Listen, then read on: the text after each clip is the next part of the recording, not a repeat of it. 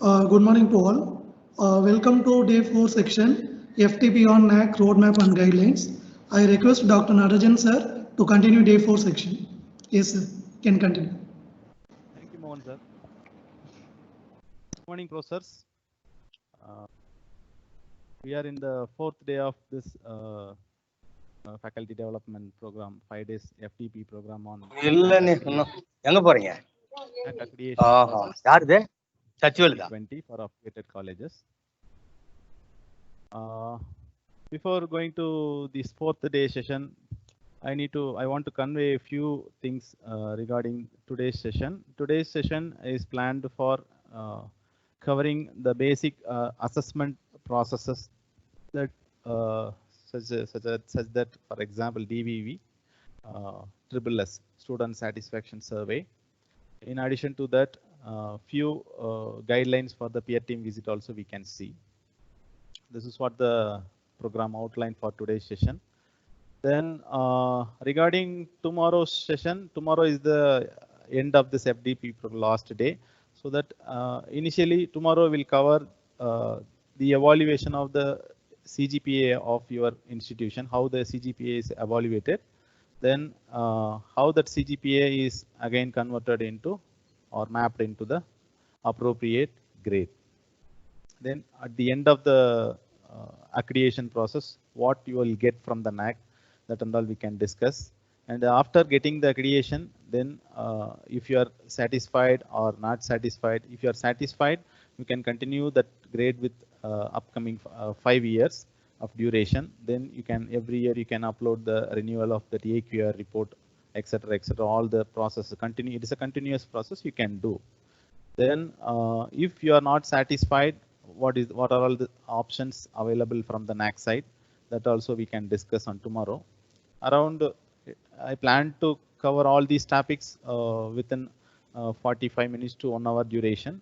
I'm telling about the tomorrow session. Then rest of the 30 minutes we can allocate for the discussion, since that is the last day, so that what are all the clarification if you want you can ask. Then what are all the thing I know and I can share with you.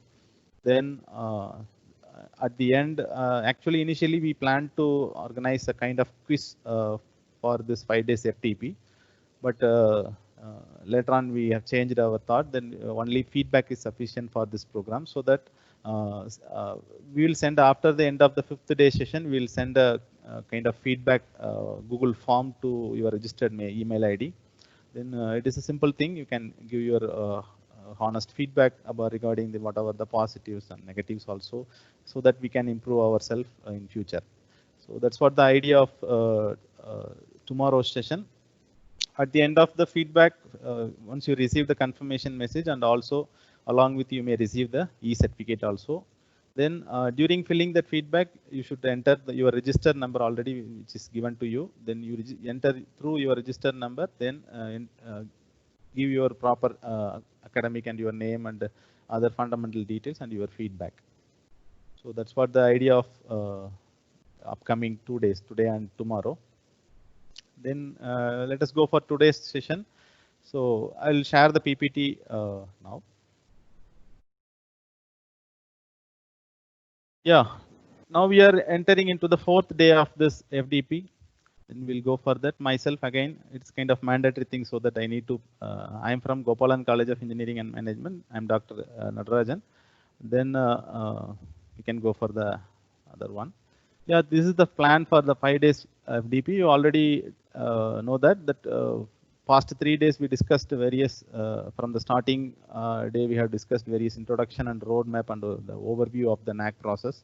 Then the second day we have discussed about the registration of the portal and how we can apply the IAQA process and the further more things. Then the third day we have discussed the very important self-study report, how we can prepare the self-study report, that qualitative, quantitative metrics and all we had discussed. Then now we are moving to the today's session. Obviously it is already I mentioned it is a sequential process. So once your IAQA, applied IAQA is approved by NAC Council, then after that they will send the confirmation message such that you can submit your SSR within 45 days of duration in the NAC portal. So that's what. After that, the day whenever you receive the message from NAC, then your time starts. Then you can whatever you prepared and whatever the thing you going to upload and update, all the things you can do within 45 days of duration with the date of acceptance of IIPA. That's what the plan. So yesterday we discussed a lot of thing about the how to prepare the SSR report.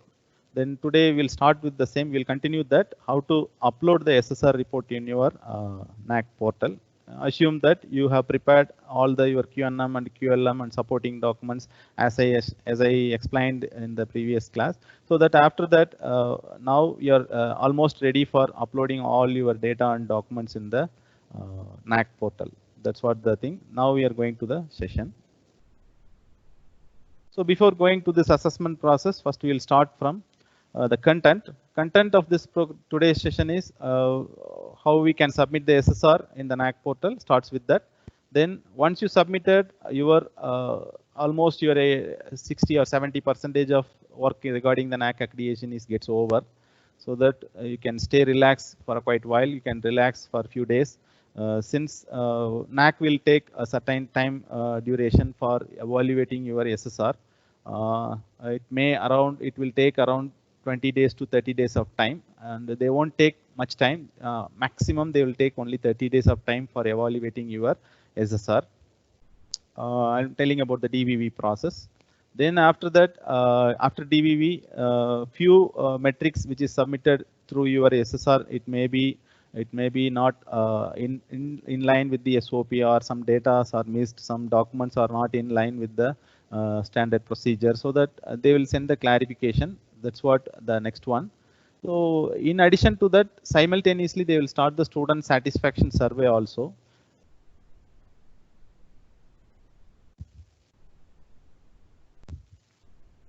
So I need to select this pointer. Wait a minute. Yeah. So in student satisfaction survey, it is a kind of a new variety of, it's a kind of new innovative concept which is implemented in a kind of accreditation system. So it is a direct survey which is taken from online survey, which is taken from the students based on some questionnaires is there. Based on that, they are evaluating and they are assessing the satisfaction, the kind of satisfaction whether your students are satisfied with your teaching learning. Especially it is particularly it is meant for the teaching learning process, so that only it is allocated in the criteria 2. Okay, next one. Once these two processes are completed, data validation and verification and student survey. So after that, NAC will evaluate and evaluate your entire QNM, and based on that, they will convert that into some particular marks. That mark we call it as MWGP, that is metric weighted grade points. So overall, MWGP of your total entire QNM parts is evaluated, and they have some certain pass limit for allowing the institution as pre-qualified for submitting for the peer team visit. So that if you want to get pre-qualified, then you have to score minimum 25% of mark with respect to the QNM overall grade. Then once you got permitted for peer team visit, then we can go for the final process, that is peer team visit. So at the end, we'll go for the question and answer session a short while. Yeah, we'll start with the submission of SSR. Once you have prepared, I think almost 100% of the documents you should prepare as a soft copy, either in a PDF format or image format or pictures or Word format or whatever the thing. Keep all the data in Excel file and all the documents in terms of PDF and other required formats. So as I mentioned earlier, the submission of portal in the NAC portal, it has certain constraints. such that it accepts only numerical data. Then in addition to that, some text also you can use in the QLM process.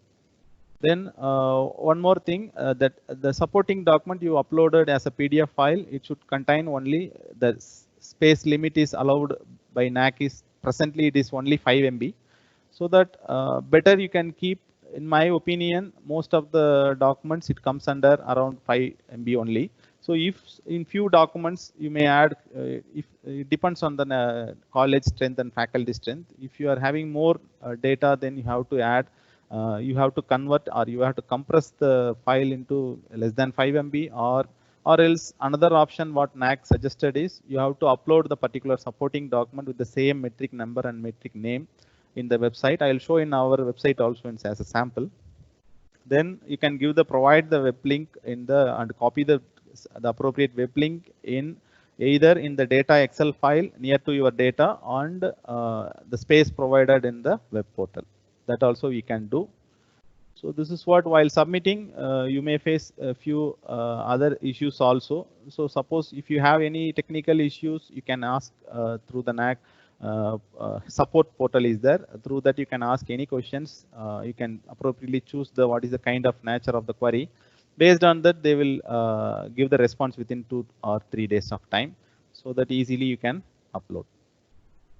So after HA registration, IAQ submission, we are going for submission process.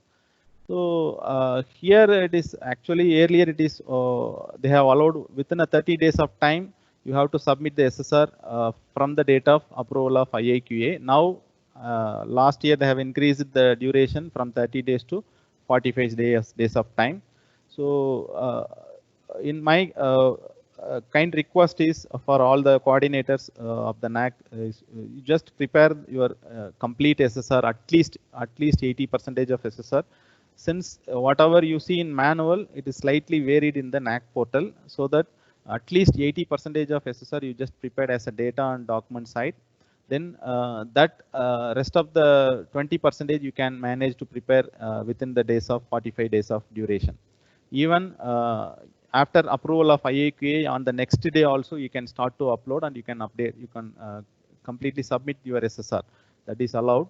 So it is up to the institution and it is up to you how you can readily prepare for submission of your complete SSR things. But once you submitted, then there is no chance of edit all the things. Only you have given chance while during the DVV clarification. That is also for the particular metrics only. Whatever the metrics the DVV partner asks the clarification, the same thing only you have to edit. The rest of the metrics you can't edit. So that you have to be very careful while submitting the SSR. Before submitting, you can go through many times whether your data is the appropriate Excel file is uploaded in the particular metric. Sometimes see, since you have to upload a lot of Excel files and lot of supporting documents, so that you should upload the appropriate relevant data and documents, supporting documents while submitting to the NAC portal. So how we can submit the NAC portal and all, I'll show a few screenshots. Then next once you submitted, your process is over. You may receive a message confirmation from the NAC side.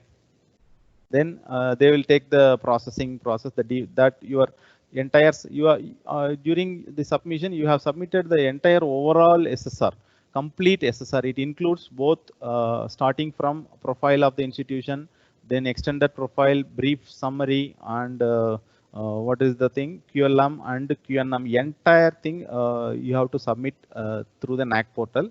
Then once you submitted your specific QNM, in the SSR QNM part is there around 60 and QNM is there. That QNM metrics only it is forwarded to the DVV partners for evaluating the MWGP, metric grade point average, and the total out of 690 weightage is there. They have to evaluate how much weightage you scored, and that weightage is converted into MWGP. Okay.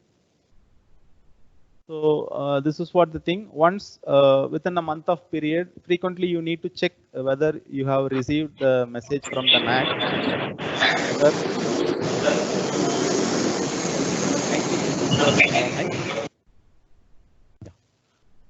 once within a duration of 30 days of time, NAC will evaluate your complete QNM in the SSR. Then they will send the clarifications in few metrics, and in few extended metrics also they will send. So based on that, they will allow to make the response of that clarifications from the HEA side, and they are expecting your response within 15 days of time. So that's what the time duration which is given to for responding the clarification, so that they won't give much time. So with the day one itself, when you receive the DVV clarification, you have to work hard. Then you have to go through rigorously, and based on their clarification requirement, you have to appropriately answer, and you have to submit the appropriate documents, or else you may lose the particular metric grading. Whatever they suggested, that only accepted by them. If you are not at all responding for 15 days, it is accepted as you are not interested in this accreditation process. Again, your SSR gets cancelled. So that you have to be very careful on that.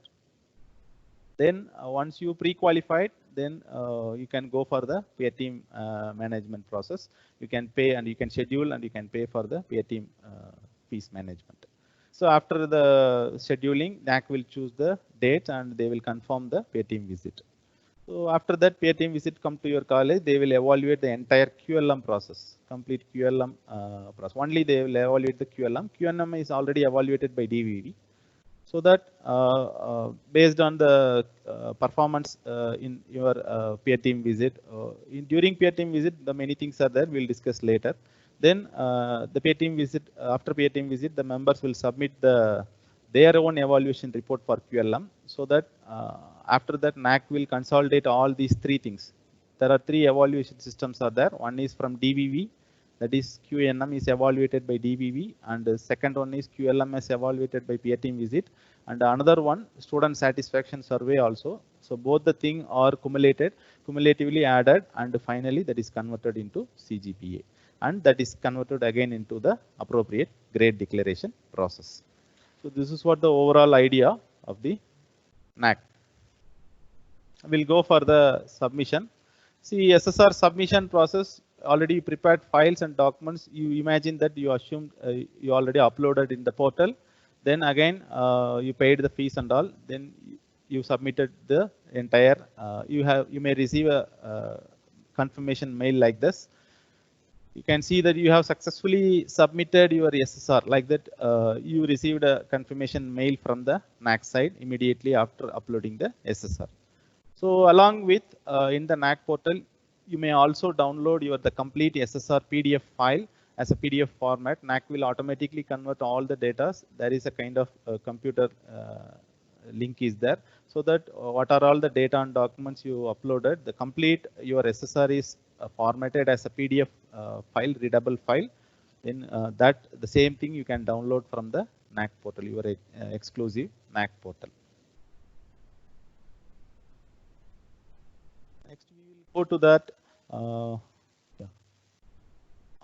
DVV and SSS. See, whenever you uploaded the self-study report in the NAC portal, immediately after submitting, you will receive another 2 confirmation mails in your registered mail ID.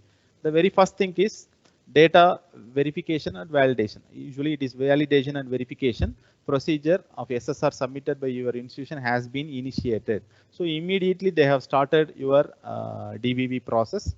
The meaning of DVV process is the QNM parts in your complete SSR, whatever the metrics, around 69 metrics is there, that total 69 QNMs are forwarded to the particular DVV partners. DVV partners, about the DVV partners, actually they are the third party software vendors. So NAC is allocated the contract based DVV partner, external partners. They may situated in all around India, some Gujarat and North India, few DVV partners are there, even South India also.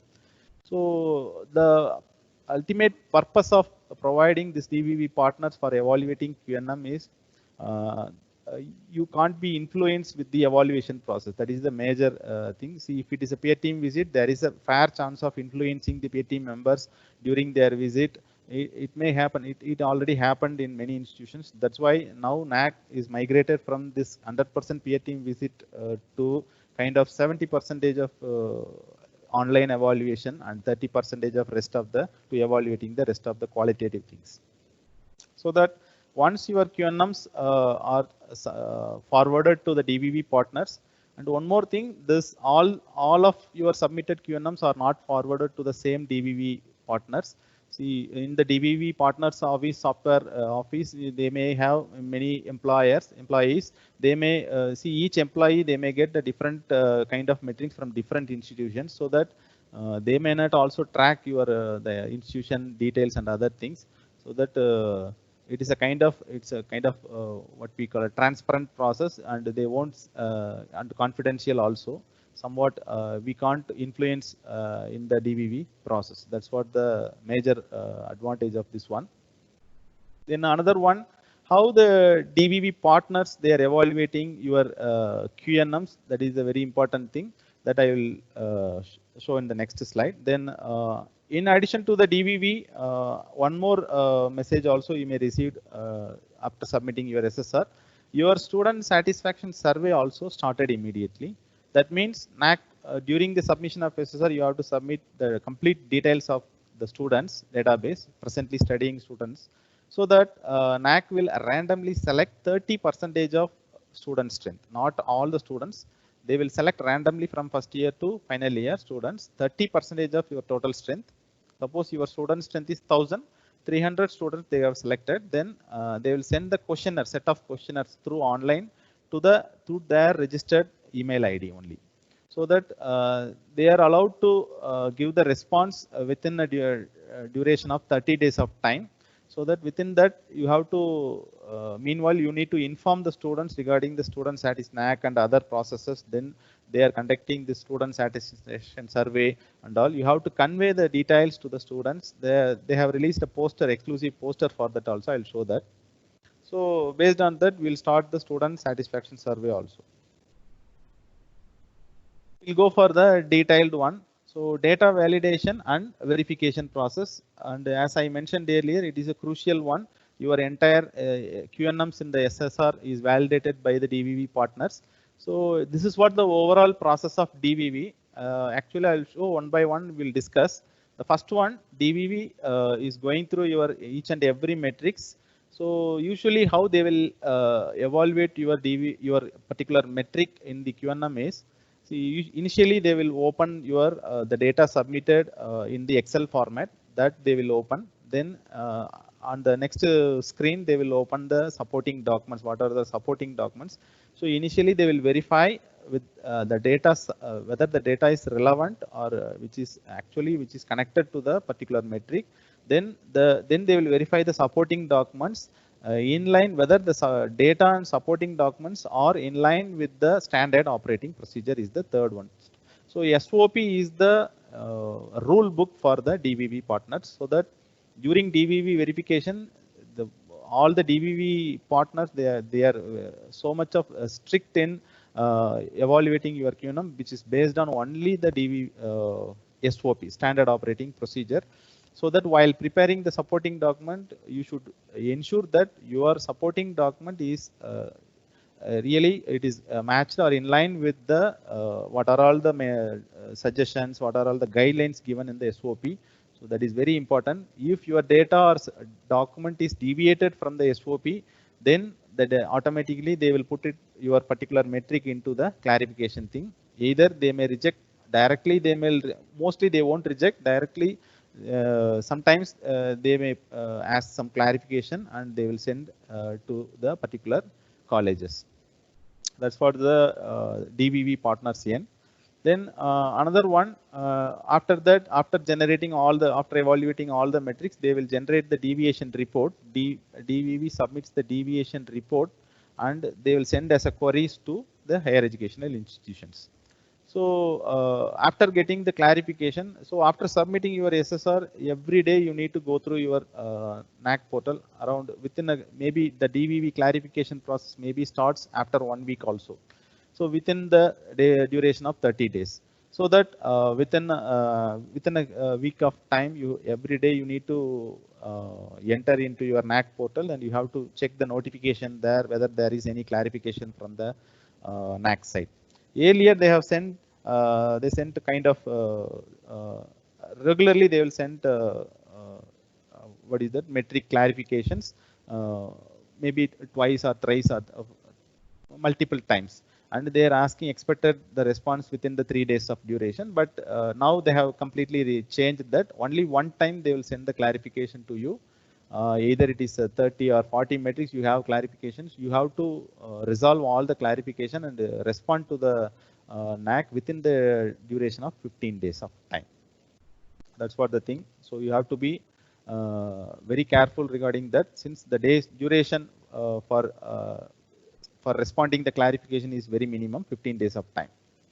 So that again, once you submitted the clarification responses to DVV, so once your task is over, almost your task related to the submission of SSR is completely over at the end, your side.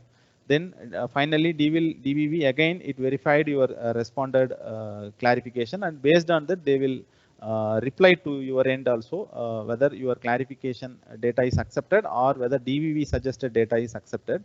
That thing also you may know through the NAC portal.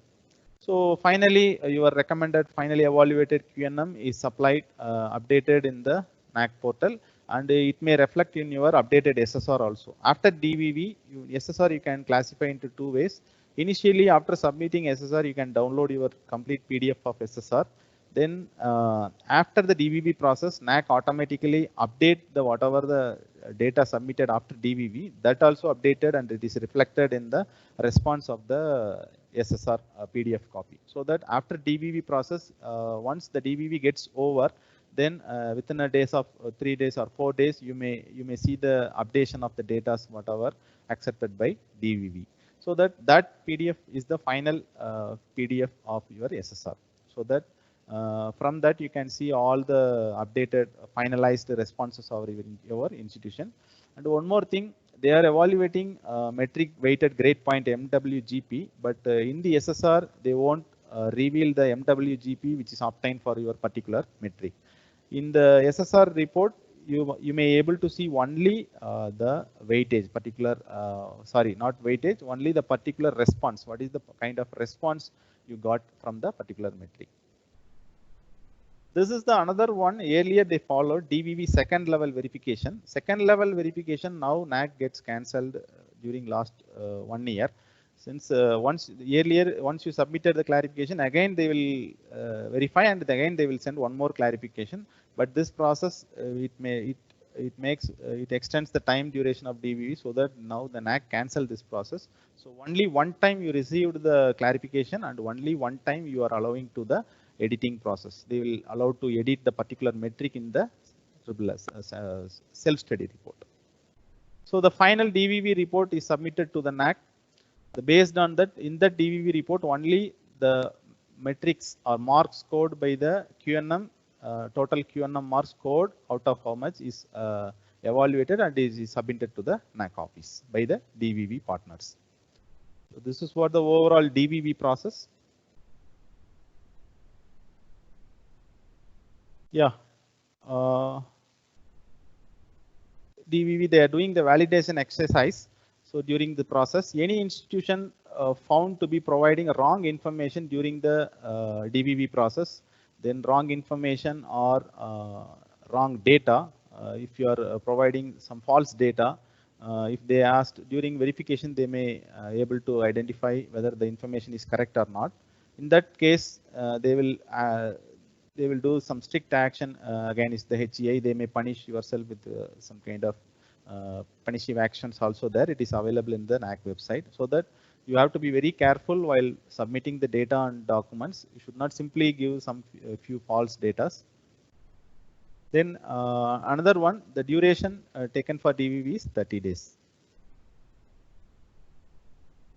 Yeah, once you submitted your SSR, you may receive this clarification message required. This is taken from our NAC portal. You can see the date, request date, and here you can see that. So days left is, this is the received date, and days left is 15 days of time. So your counting days is 15 days from this date. So 10th February 2020, we received the clarification, and within 25th February, we need to upload the clarifications. So here you can fill responses. You can click and you can enter to the editing of the SSR particular metrics. And after editing all the clarification, you can submit your response. So where we can access this from the manage DVV, SSR DVV clarification is there, you can manage. I will show only one example related this, and will, if possible, I will open our NAC portal and I will show the few. Since we received many clarifications, I will show a kind of example. See, for the metric 1.2.1 criteria 1, it is a QNM. Percentage of new courses introduced out of the total of courses across all programs offered during the last 5 years. So this is what the HEA input. HEA is our college input. So we have submitted as 76. So totally 76 new courses introduced in the last 5 years in our curriculum. That is courses or subjects. That's what we mentioned.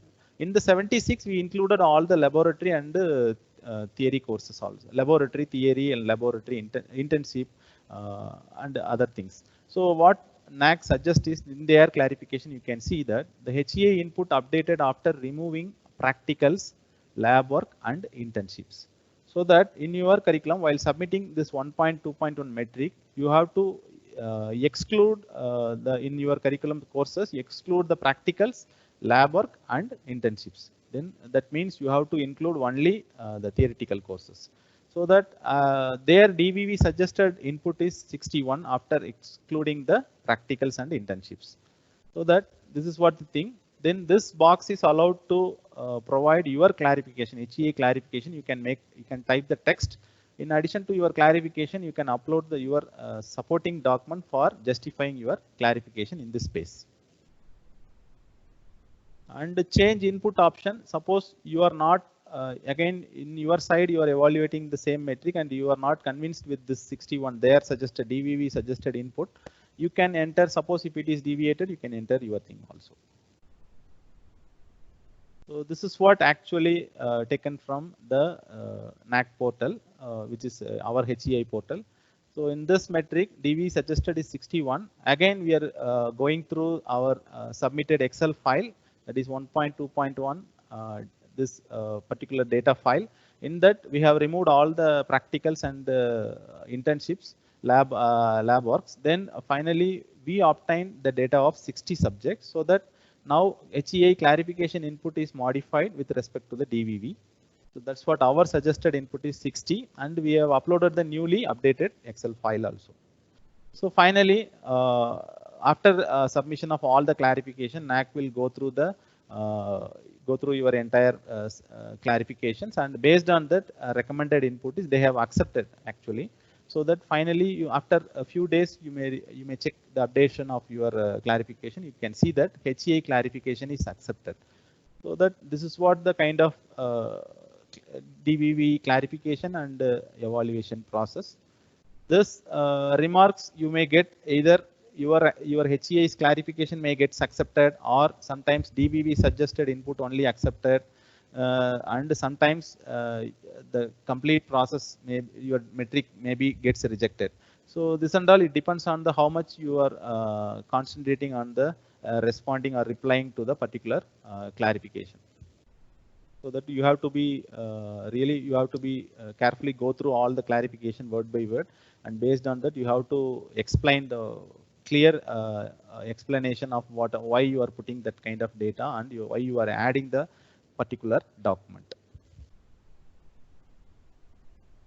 Yeah, this is the another one, DVV clarification, which is submitted by our NAC portal. Once you submitted, you may view the clarification history also. You can see that the entire thing is there. If you select this, what will happen, and I will show it through the NAC portal. So regarding our institution, we have received 6 clarification, all the 6 metrics in the extended profile we received, and in the QNM, out of nearly 50% of the QNM, we received some clarification, small clarification only. I'll show. Now I'm coming out from the presentation. I'll show few DVV clarification we received from our NAC portal. So you have to type your login credentials.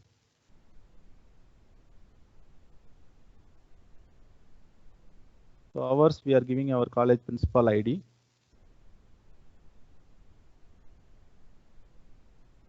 And you need to type the password.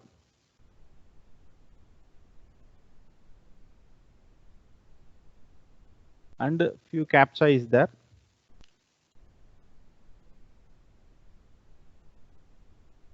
And directly you can log in. Okay, then it opens your particular college NAC portal. You can see your college name here. So where we can access your DVV, you can go here. While submitting SSR, you can go to manage SSR. Here you can see all the profile. Here you can submit profile of SSR, extended profile, quality indicator framework, all the things you can submit here. Then executive summary also you can submit. Optional metrics at the end of the submission, you need to select few optional metrics. Payment portion also there. And students details for student satisfaction survey, you need to upload the Excel file. So that particular metric, you need to upload the data file here. I'll show later. Then submit SSR. All the things available here. Next, once you submitted SSR, you can go to the manage profile. See, reports is there. You can go there. So assessment details, select. In that, you can see that view report is there. If you go that, you can see all the reports which are all submitted by HEA. For example, IAQA submitted, SSR submitted on optional metrics. Then DVV. Once DVV over, you can see this also. So that now I'm going to see the DVV process. So that I'll open this one. Yeah, here you can see that overall clarification received from NAC for our SSR report.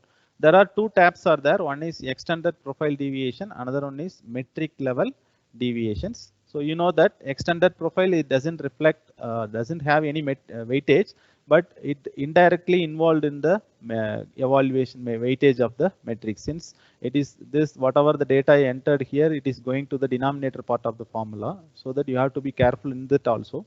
So here you can see that number of courses offered by the, as I showed earlier, same thing, the denominator part also.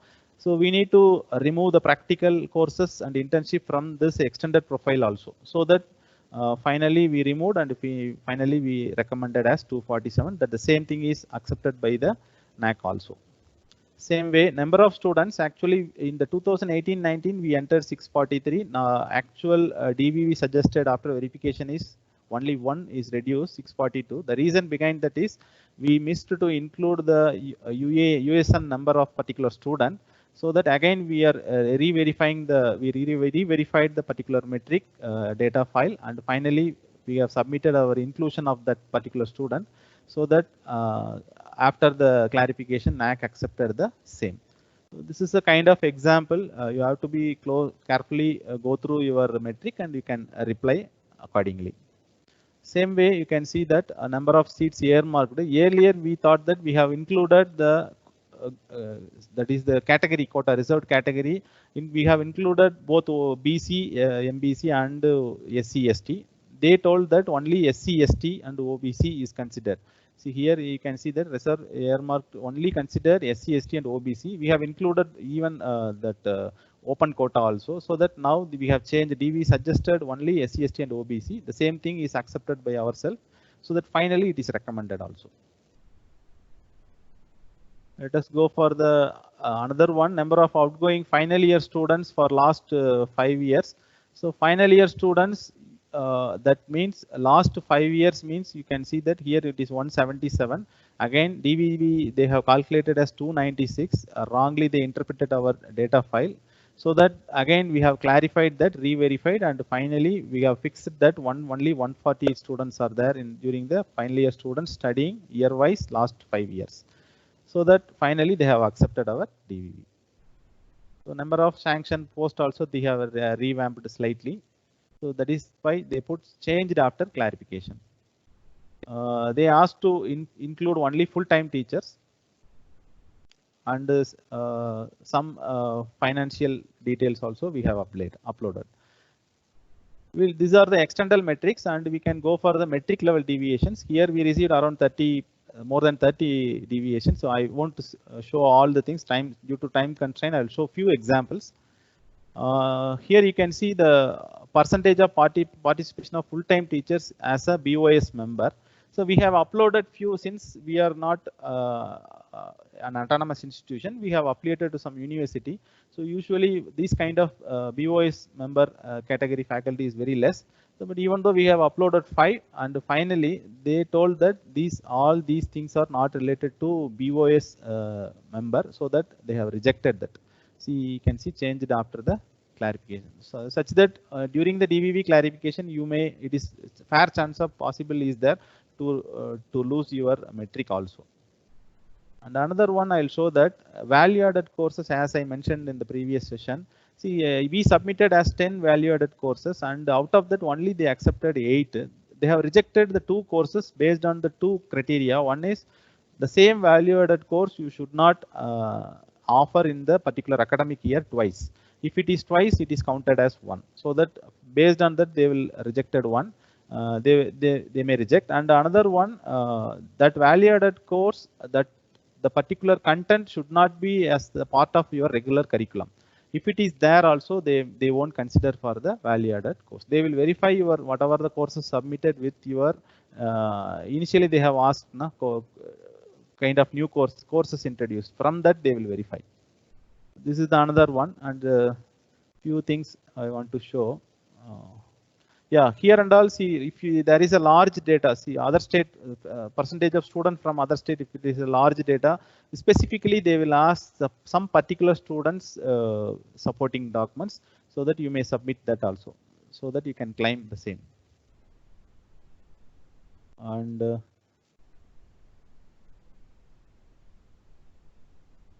yeah, number of full-time teachers with PhD, that they have given clarification is whatever the data submitted by yourself is not matched with this, so that again it be re-verified, and 15 is again changed to 12.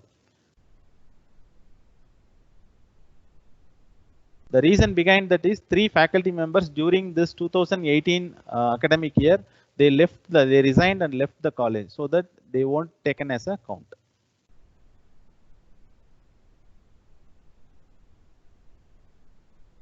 Let us go to quickly other things. Workshops.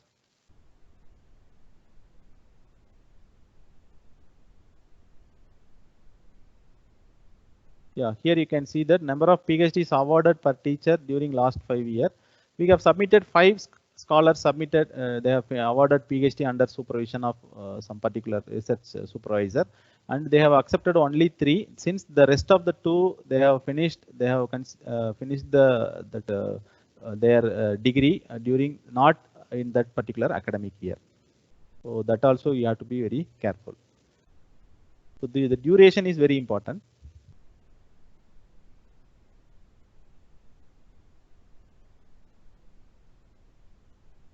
So here, one more thing I want to say: if you are uploading large PDF files in your website, suppose during the DVV clarification, DVV verification, they will go through this particular link provided by you.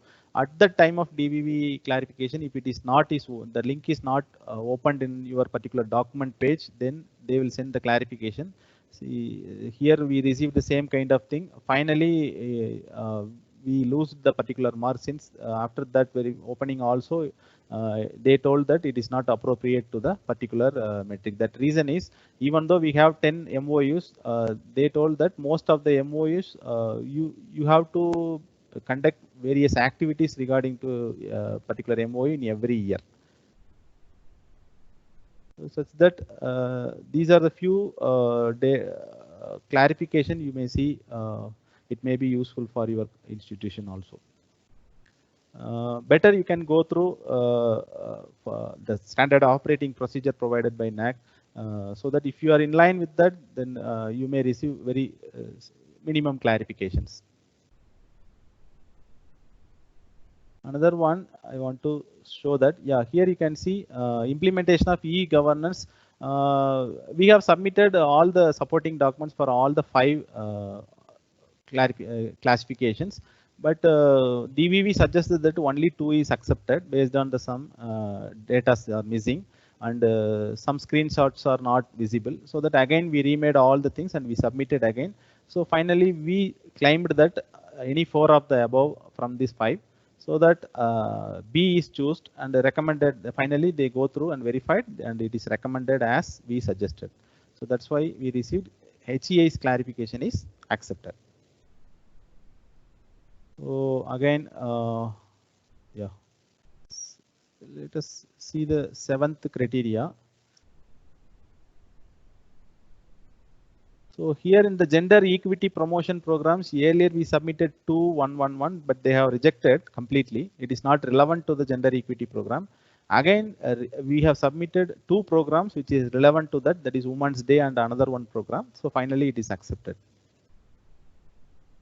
So here it is alternative energy, LED bulbs and all, and another solar things. These 2 metrics, it contains only 1 weightage, even though they have asked clarification. They asked some few supporting documents regarding, especially this alternative energy. They want some energy auditing report from official auditor. So again, we have collected, we have prepared the energy audit report and we have submitted. Then finally it is accepted. So then each and every weightage is very important, while that directly reflects in your CGPA. I will tell while evaluating the QNM and QLM and other things, how the grading is converted. So each and every weightage and mark is very important. So another one, see here they are in the physical facilities, kind of. They asked restrooms need to differently abled. We need to show like that they are asking. So that again we have taken a photograph, clear photographs of the restrooms for differently abled people. Then we have uploaded in our website. That also accepted.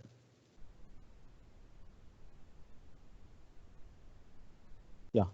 So that's it about the DVV clarification process. So your part is you need to go through the DVV clarification and understand what are all their expectations, and accordingly you have to reply. So I will close this.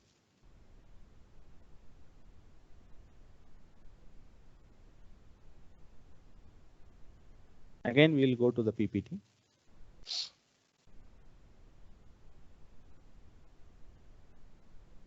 That's it about the DVV process. Then parallelly they will conduct the student satisfaction survey I already mentioned. So during the submission of SSR, you already submitted your students database. It is a simple database. It contains few data. I'll show that. Then based on that, they will send the questionnaires. This is the overall process. So initial survey.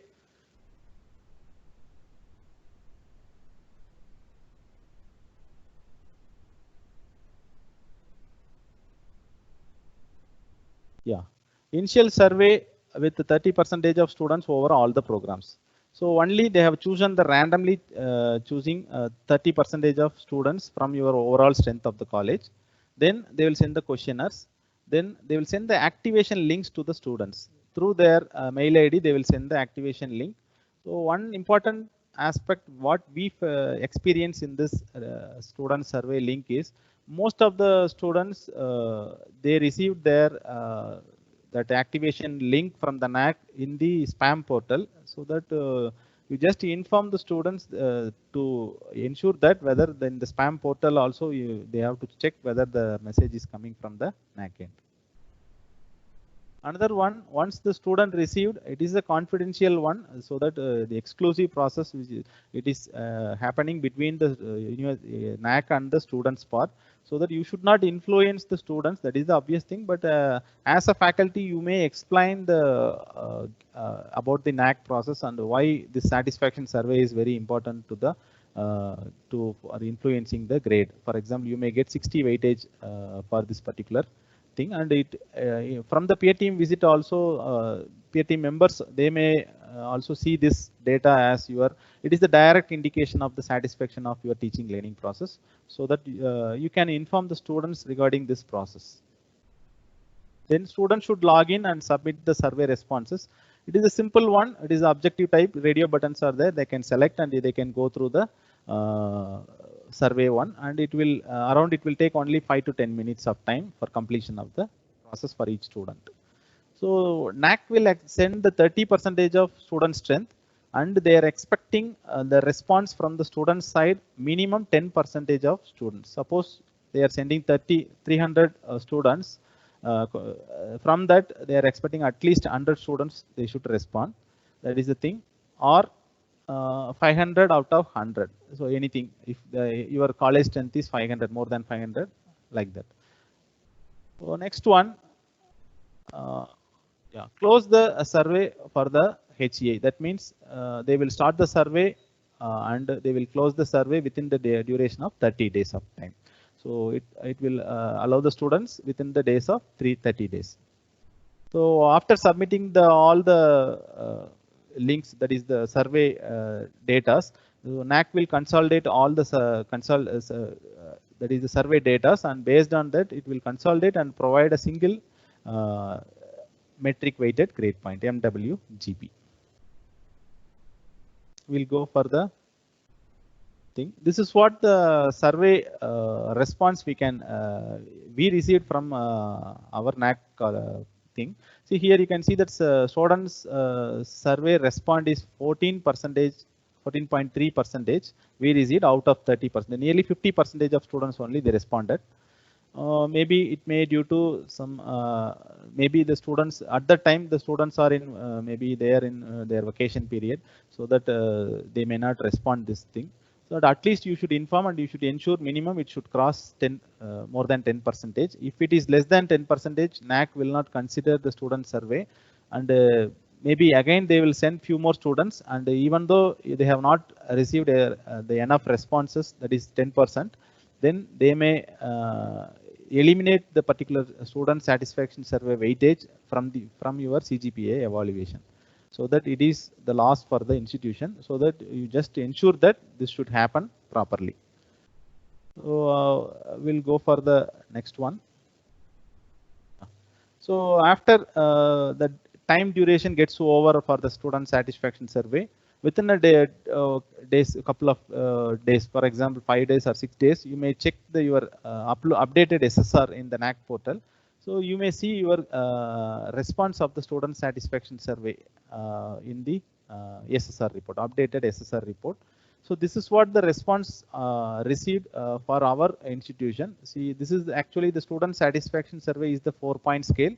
So 0, starting from 0, 1, 2, 3, and 4. Sorry, 5-point scale.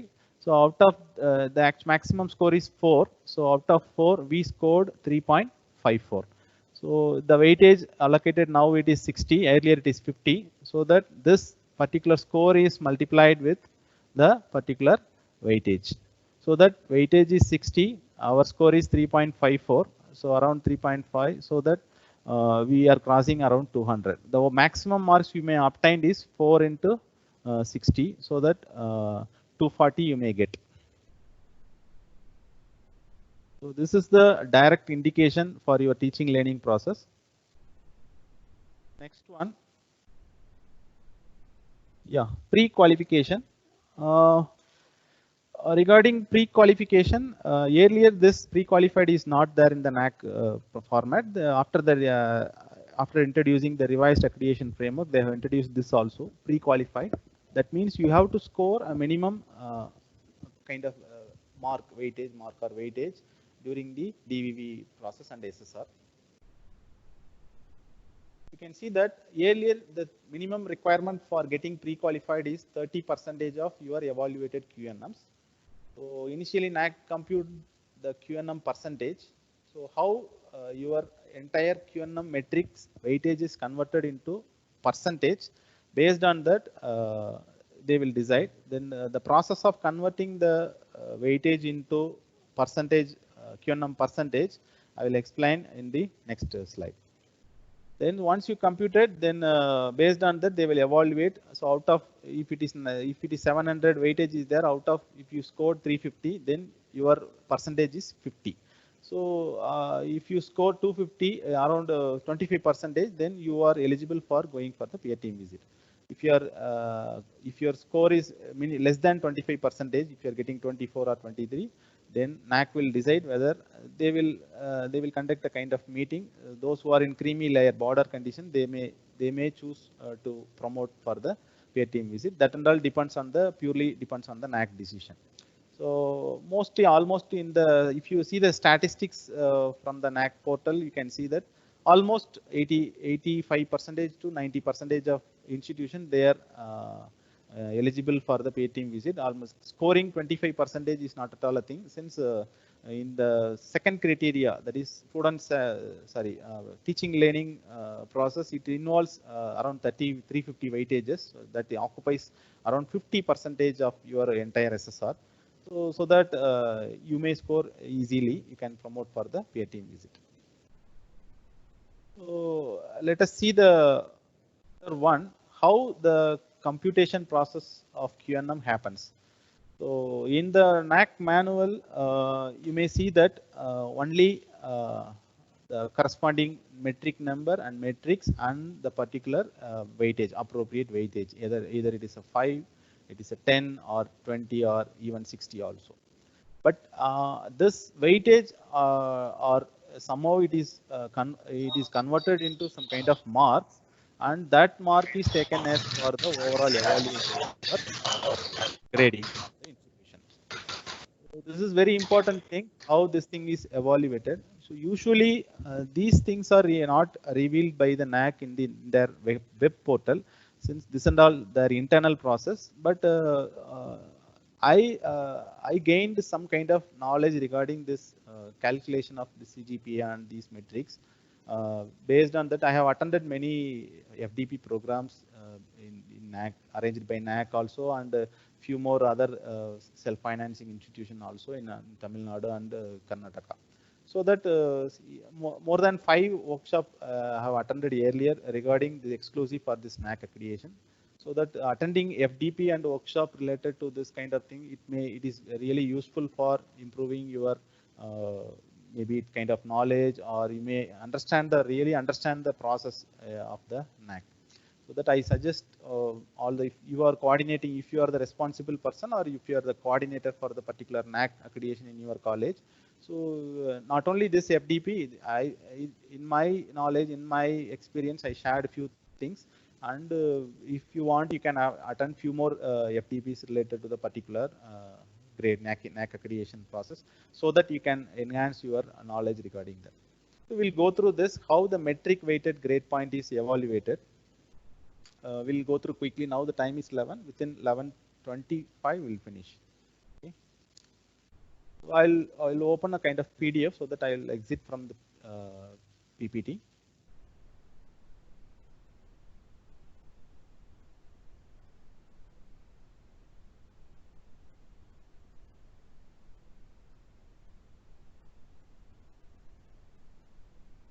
First, we will see the QNM sample evaluation. Then we will go for how the QLM is evaluated by peer team members.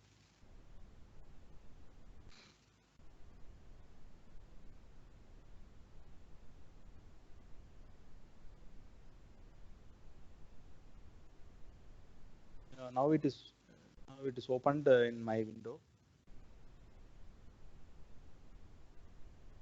I think I have made a kind of big font only for easily visible purpose. You can see that metric. Yes, sir, visible. Yeah, thank you. Metric weighted grade point, that we call it as MWGP.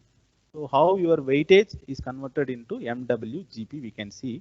So first, initially we'll start with quantitative metrics. That's what very important thing for pre-qualification. So we'll go through that.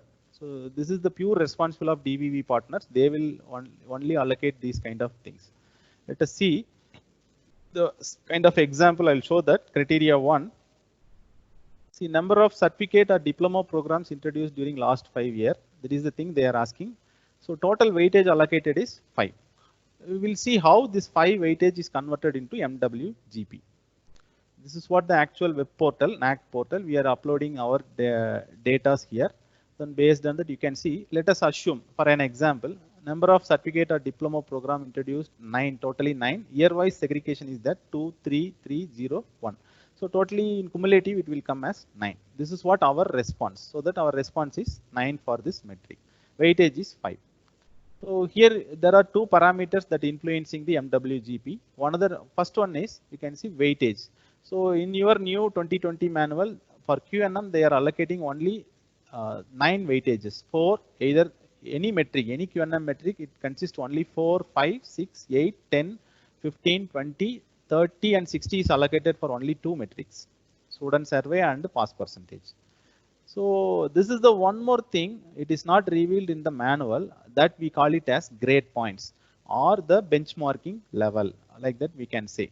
That means NAC is going to map your particular weightage, map this weightage with the 5-point grade points, gradings. So it starts from 0, 1, 2, 3 and 4. So earlier 0 is not there, only 1, 2, 3, 4. Even though you submitted kind of nil data also, you may get 1 weightage, and that particular weightage, that grade point is multiplied by particular weightage, you may get minimum score. But here they introduce 0 also. If you are providing nil data, then obviously, or some less data, low data or insufficient data, obviously it is going through losing the particular weightage mark for the metric. So we'll go through the particular example, how we can calculate. Here the allocated weightage for this example is 5, right? So here you can see 5. That 5, now another one, we need to decide the grade point. So 5, you know, it is a standard one, it is a constant one. So how the grade points is choosing from the DVV partners, 0, 1, 2, 3, 4, whether your metric is deserved for getting 0 or 1 or 2 or 3 or 4. Let us go through the response. So here the number is they are asking only 9. So we are providing as a 9. Some institution they may give 20, some institution maybe 100 also, 100 plus also. So it depends on the number of students, various factors involving, right? If you go through this, so this table is created by myself. It is a kind of only example only. This is not the actual thing. So this table which indicates the mapping of the particular that data factor with the grade point. See below you can see the 5 grade points are there, 0, 1, 2, 3, 4, and above you can see the range of the data. For example, this is the number of programs offered. What I indicated is, if it is 0, then the corresponding grade point is 0, and if it is 1 to 10, then the corresponding GP is 1. Then if it is range is 11 to 20, then the grade point is 2. 21 to 50, it is 3. And above 51 and above, it is 4. Even though you have 100, you are falling in the 4th category. This is a kind of example of the grade point with the allocated range. So NAC won't reveal this kind of ranges of the data to the HEIs. Intentionally they won't reveal, since if you are revealing these numbers, most of the institution, they are striving to achieve the particular maximum grade, so that they may maybe cook up some data, they may try to get that particular attainment, so that easily they can manage to they may fix with the quality, so quantity, so that this is what the intention of the NAC to not reveal this kind of ranges. But one thing I want to suggest is, this is the kind of in your part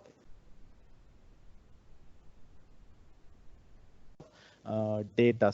So that's what we can do. Whenever if you are going for maximum number of data and maximum responses, obviously there is a fair chance of placing in a getting the good grade point. That's what the actual thing. So here you can see our case. You can see that the response is 9. So that 9 data is falls under, actually you can see that 1 to 10, right? This is the range which our response is fall. So that the corresponding grade point is 1. So finally, how our metric is evaluated? You can see that weightage is 5, number of program is 9, that falls under the category of 1 to 10. So that grade point is, corresponding grade point for that is 1. So this is the formula, actual formula for calculating the MWGP. Weightage is multiplied by the grade point. So weightage for that metric is 5, and the grade point, appropriate grade point we obtain for our metric is 1. So that 5 into 1, 5.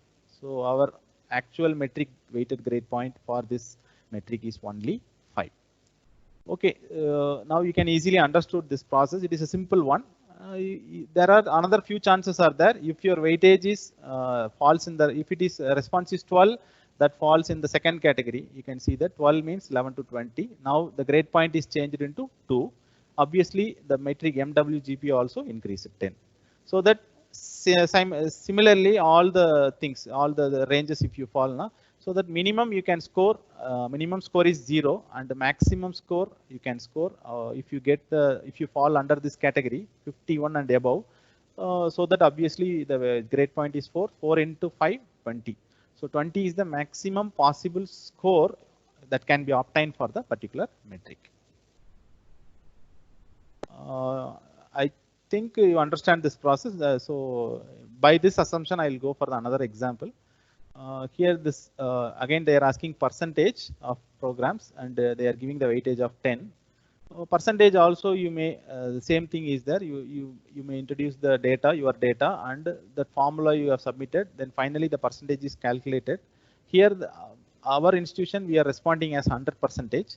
The same thing here also, the same thing I will explain. The same the table you can see the range I decided is 0, 1 to 25%. It is 1. Same way range I varied from 26 to 50, 51 to 75, 76 to 100. So this is what the range I decided. Maybe in NAAC side the range may be vary. So that in our category it is 100%. Obviously 100% you may understand we may get the maximum score 4. So that weightage is 10. So obviously the mark, maximum mark you can score 40. So that's why this range, based on the range, and there are two factors, weightage. Based on that you may get either 0 or 10, 20, 30 or 40. And this is the few another type of metric. This is the optional metric. So that's why they have given 5 optional metrics. You can see A, B, C, D, E. Somehow you have to choose any one, A, B, C, D, E. So in that case, you can see the mapping of the metrics from grade point is like that. So if your option is E, they will put 0. If your option is D, 1, C, then 2, B is 3, and A is 4. You can see that E is none of the above. That means you have not done nothing, so that you may lose the mark, so that it is appropriately mapped with 0. So this thing all you may know that this is a kind of constant one. Usually NAAC also they are having the same kind of thing. Only in the percentage and number, that range they won't reveal.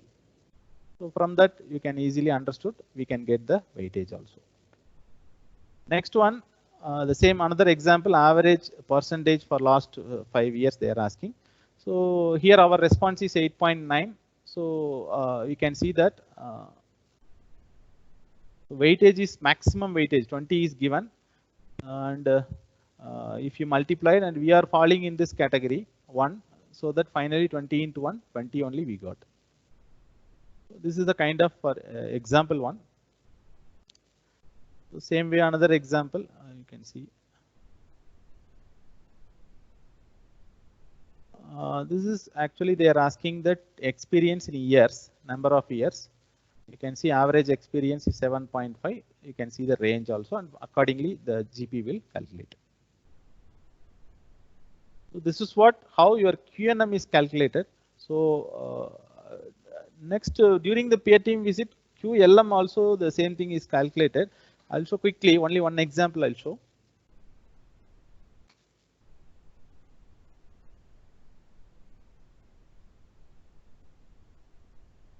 QLM is evaluated by the peer team members.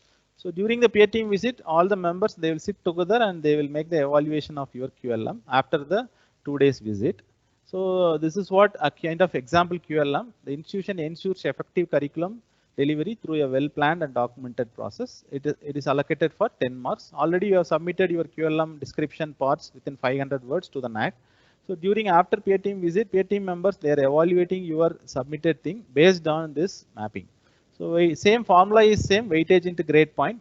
So getting the grade point, the range of grade point may be like this. You can see that 0 if your description is very poor, then they may put 0. Satisfactory it is 1, good it is 2, very good it is 3, and excellent it is 4. So that it is purely judgment of the peer team members and the peer team chairman. so that nobody is influencing with this. It is purely their choice to choose whether your appropriate QLM metric is falling in good category or poor category or excellent category. And the rest of the calculation is same formula. They can multiply the weightage with the grade point.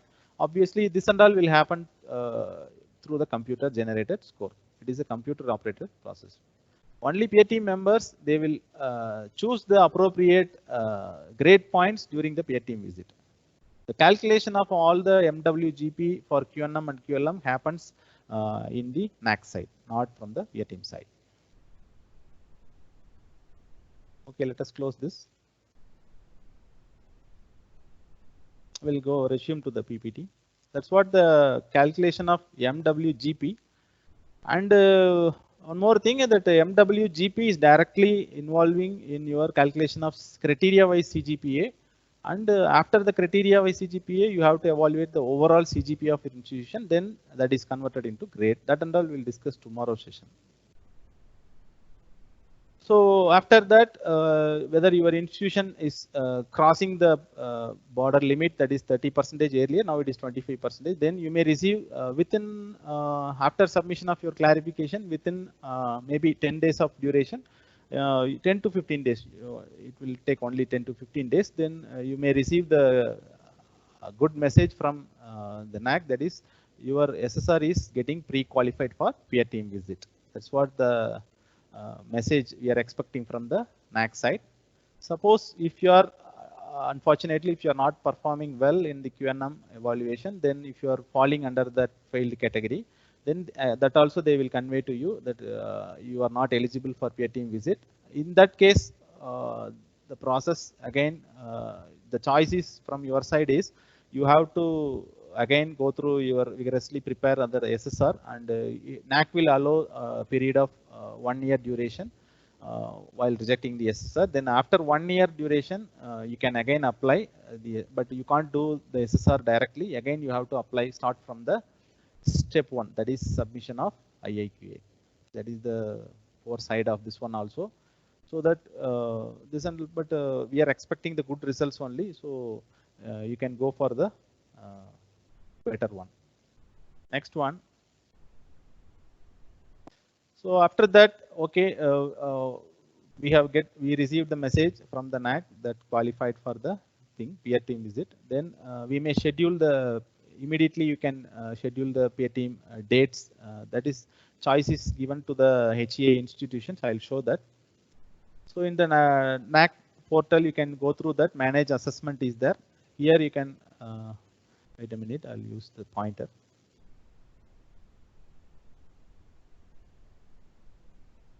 Yeah, here manage assessment is there. Below that, you can see that set visit calendar. You can go inside that and you can make the dates of your choice. Usually, NAC peer team visit, it will fall only two days is minimum, and maximum 3 days. It depends on the size of the college, department, and the number of department, number of programs.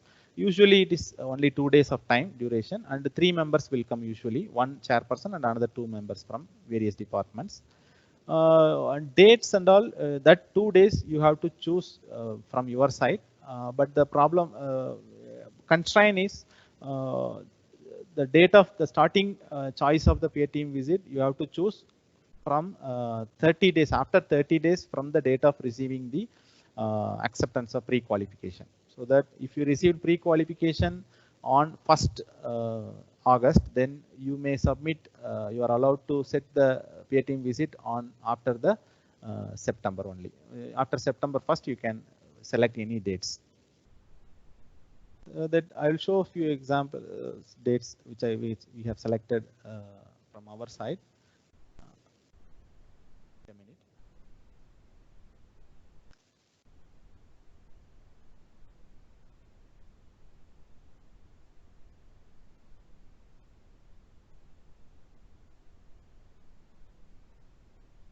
After payment, you can download this PDF file. So this is what the choice of dates. You can choose 3 choice of dates that as I told earlier, after 30 days of acceptance of pre-qualification. So So around we received the acceptance in the March month. Then we have chosen the 2 days first slot as 16th April to 17th, and the second slot is May 8, 9, and third slot May 27 and 28. And a few more constraints are there. You should not choose government holidays. Better you should avoid that.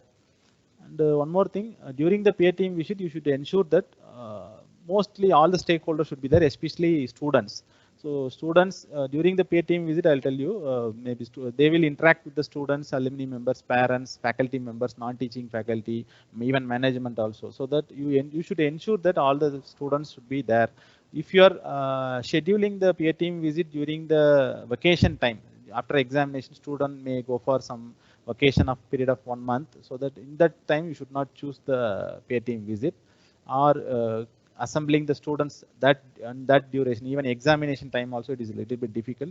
So that's one, for that only NAAC will allow the HEI to choose the date slots. So accordingly you should ensure the these factors while choosing the dates. So unfortunately, we have chosen the date. At this time, we should get the NAAC, but due to this COVID issue, NAAC they have informed that they have postponed the DV, that peer team visit for our institution. So except that we finished all the things, we are waiting for the, actually we are waiting for this unlocking of these things. And we are expecting our college peer team visit maybe within a couple of months, maybe 2 months or within 1 month. It all depends on the situation.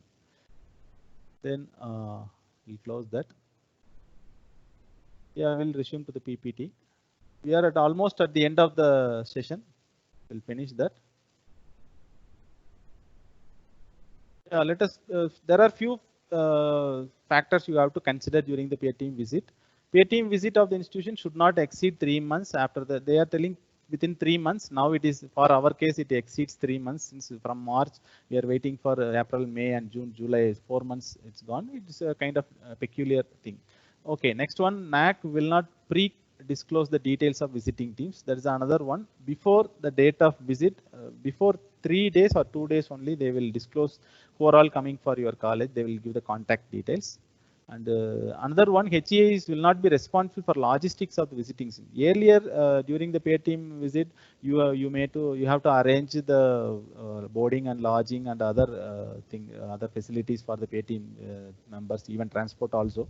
So, but here no need to arrange all these things. All the things are taken care by NAAC, and they will book the lodge, whatever you suggested, all the things. During the scheduling, you need to suggest your around 4-star, 3 or 4-star boarding facilities near to your college, in and around 15 kilometers. That and all is there.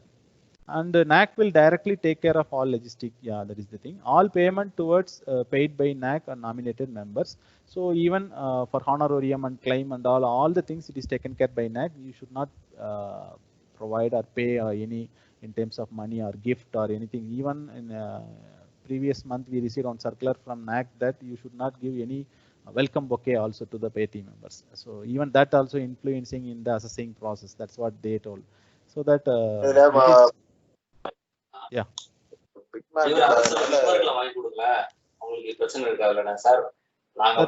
Please mute your mic. Yeah. Then the final one, no financial transaction should not happen between institution and visiting NAAC team. That is very important. No financial transactions. Okay. Meanwhile, I want to see how to prepare for peer team visit. Peer team visit is basically how it is scheduling. It is started with the principal PPT about the institution and overall NAAC process, how they prepared for SSR report and all. And after that, they will visit the departments, and few departments, they may take the samples. If your department is, if you have 10 departments, they will select 50% of sample. In that, for example, if they are choosing 4 programs, you can choose institution, you can choose 2 programs, and another NAAC side, they will choose another 2 programs. That's what the thing, 50-50. Then after visiting to the laboratory and all the facilities, and at the end of the day, first day, they have some cultural program also. One simple cultural program you need to arrange to show your local locational culture. And another one, next day, almost they will interaction is happening. They will interact with the stakeholders, management, students, exclusively selected student. They will interact, and faculty members separate meeting is there, and they will collect few datas and feedback from the all the stakeholders. Based on that, they will use that feedback to evaluate your QLM, whether it is really happening or not. Non-teaching members and what alumni also. You need to bring alumni, few alumni, good alumni students, and a few parents side also you need to invite during the peer team visit. And after that, after the second day afternoon, usually they will sit together, and all the chairman they sit together. They are doing the allocating of that grade point what I mentioned earlier for the all QLMs. That's what their role. They are particularly very particular in evaluating the QLM only, not the QNM. QNM part is already evaluated during the DVB. So their focus is only on QLM. They will see the documentation also. In the first day I missed that. So after principal's meeting, they will see all of your files and documents. So at that time you can make the after DVB also you can prepare all the documentation for the peer team visit. So at the end they have the wind-up meeting. In that they will convey their observance and other few factors which is they noticed during their 2 days visit. They will convey to the management and principal. Then after that they will wind up. So after the peer team visit, they will submit the report that we call it as peer team report. You can see in the slide that which contains the 4 points. One is section 1, which contains the general information of the institution, what they observed. Second one, it gives the criterion wise analysis based on peer evaluation qualitative indicators. So each criteria, how the qualitative indicators QLM is performing, and they have given as a bullet point that qualitative descriptive assessment report based on the critical analysis of the peer team visit. It will obviously it will show the strength and weakness of your institution. Third one, overall analysis of the institutional strength, weakness, and opportunities and challenges. They will give the consolidated overall analysis report. Then finally, they will record the recommendation for quality enhancement of the institution, not more than 10 major one. They will give the recommendation also. All these informations, all these feedbacks, you may get along with your final grading report.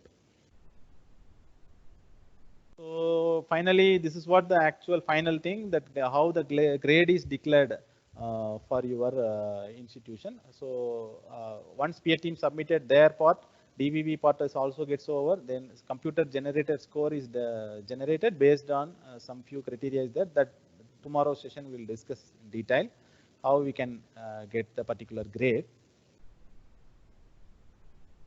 Yeah, that's it from my end. If you have any question, so we have 5 minutes time. We'll finish within 11:30. You can. It is open to the participants. You can ask any questions if you have. So for student evaluation, the questions are known to the institution earlier, or they'll change the questions for every institution, or there is a fixed pattern for the questions. I'll share one file that it is open to all. See, the questions are open. I'll show that. Okay, sir.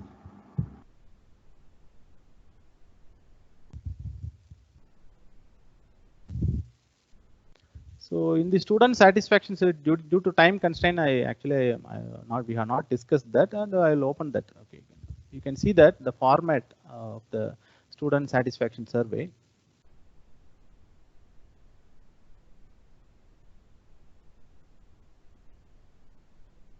This is what the metric. It is coming under 2.7.1 criteria 2. Earlier it is 50 weightage. Now it is modified as 60. This is what the portal in that manage SSR. You can provide this data 2.7.1. Actually, you have to enter here, but this is available separately in this place. Students details for survey. You can see at the end of the SSR, and these are the two data they are asking. You can see the two tabs. One is instruction. Please use only Excel file format. Already it is submitted by NAAC. I'll show that. Format is very simple.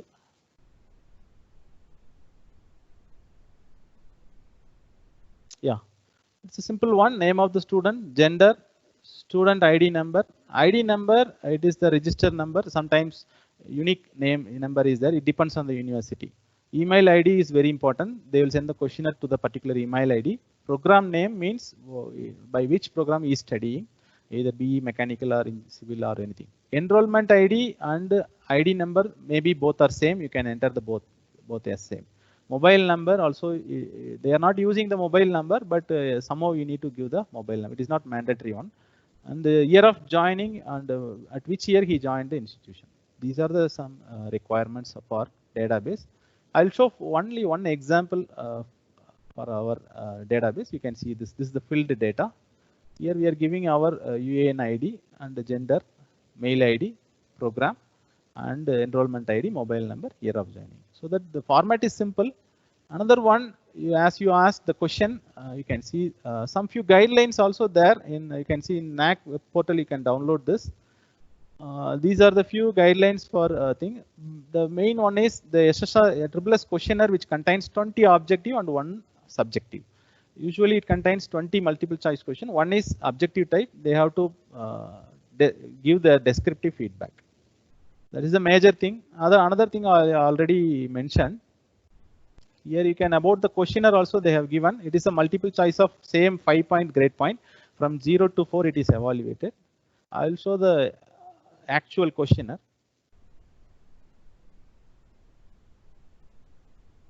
The same questions are sent to the, it will send to the students side. See, here you can see this is the basic page. You can script that and go for the questionnaire. And this is coming under teaching, learning, evaluation. You can see the following questions are starting from question number 1 to 20 objective type questions are there. All the questions, all the 20 questions are directly, the intention of the questions are directly evaluating the degree of teaching learning process in your institution. That's what the thing. You can go through leisure also, you can go through that.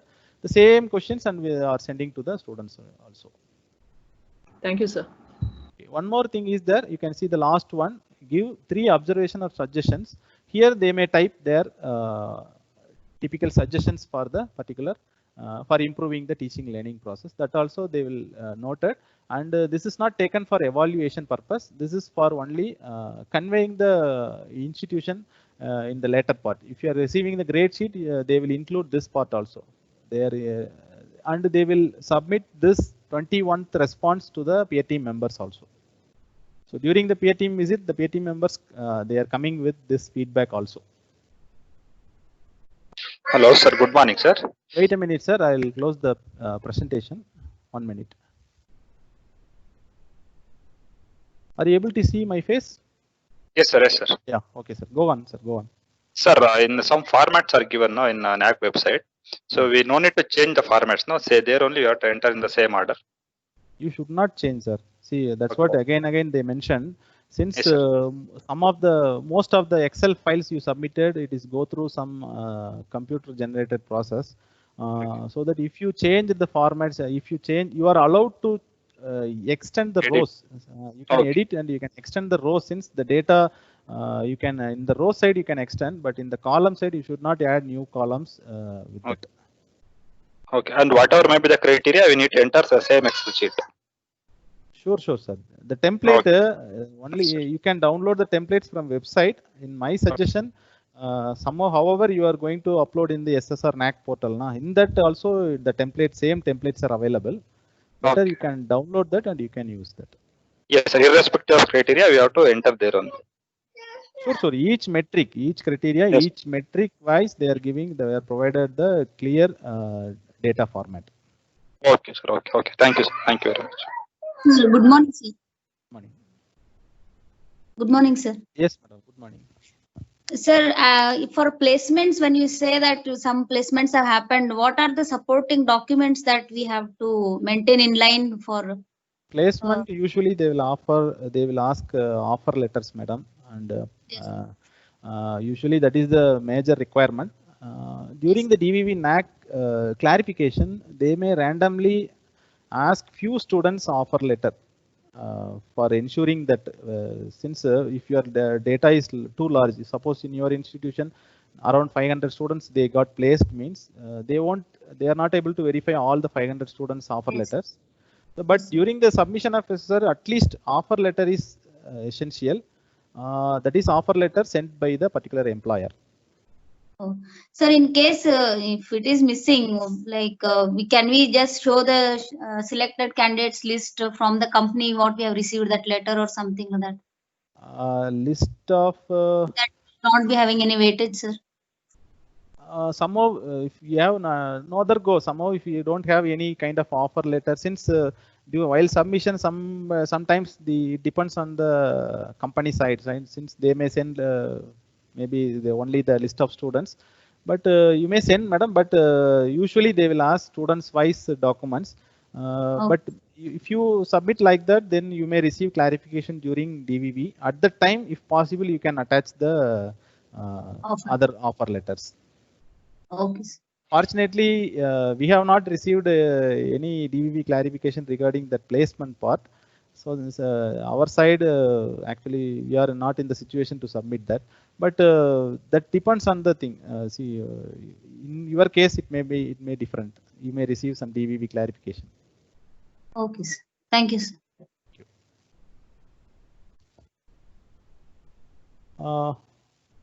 Is that over? Okay.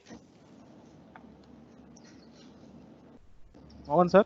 I think, sir, we can Yeah. finish it. We can complete.